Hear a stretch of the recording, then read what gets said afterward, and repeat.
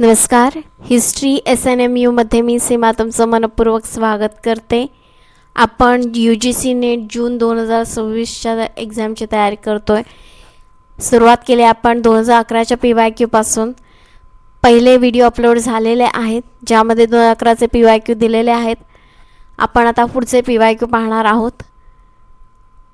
आसाम अहोम राज्याचे वर्णन कोणत्या पुस्तकात मिळते? पहिला प्रश्न आहे, आसाम अहोम राज्याचे वर्णन कोणत्या पुस्तकात मिळते? उत्तर आहे आलमगीरनामा. आलमगीरनामा कोणी लिहिला होता? तर मोहम्मद गाझिम यांनी, जो औरंगजेबाचा दरबारी इतिहासकार होता. आसाम अहोम राज्य औरंगजेबाने कधी जिंकलं होतं? तर ते कमेंट करून नक्की सांगा. पुढचा प्रश्न पाहूया. वाक्याते मुश्ताकी कोणाच्या काळी लिहिलं गेलं आहे? वाक्याते मुश्ताकी कोणाच्या काळी लिहिला गेला आहे? उत्तर आहे लोधी आणि सूरवंश. लोधी घराण्याचा कालावधीही तुम्ही मला सांगा आणि सूरवंशाचा कालावधीही कमेंटमध्ये नक्की सांगा. पुढचं पुस्तक आपण पाहूया.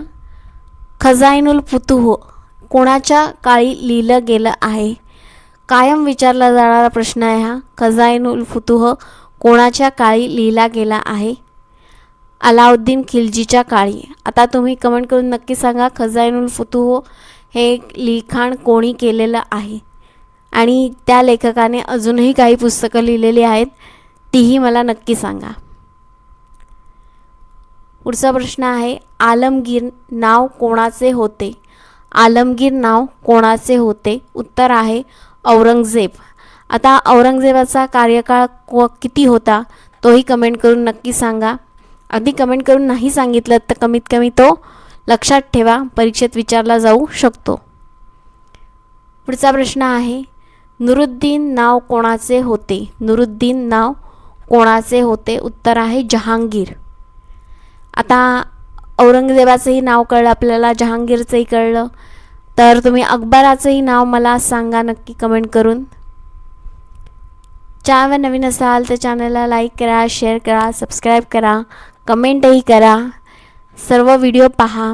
आधीच्या व्हिडिओमध्ये शिवकाळातील, पेशवे काळातील साहित्य दिलेलं आहे तेही पहा.